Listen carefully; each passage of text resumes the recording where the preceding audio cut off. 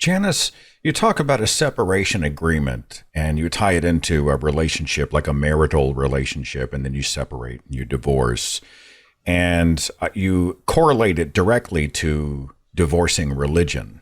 Did you sign a separation agreement with your faith? Yes, yeah, I felt like it was a real stroke of insight when I had the idea to do the separation agreement. And of course, I was also walking through the end of my marriage at the same time that I was walking through the end of my faith. And so it did feel like a divorce. It was so serious and so sad and so difficult. And I came up with the idea for the separation agreement because it really does kind of speak to the seriousness of the situation.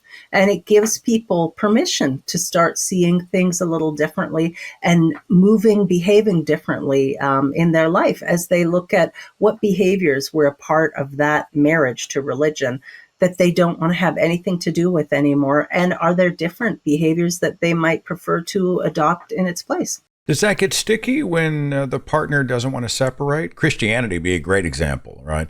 Someone wants to leave Christianity, but the church won't separate from them. You know, no, we're not going to let you go. You're the prodigal. We're going to bring you back. You are now a project. You are an object, something that must be brought back in. How do you handle that if you want to divorce or at the very least separate from your faith?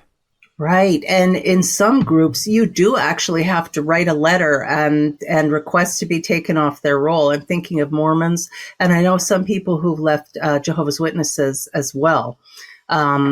Some churches will just kick people out and say you're dead to us. You don't get to come back.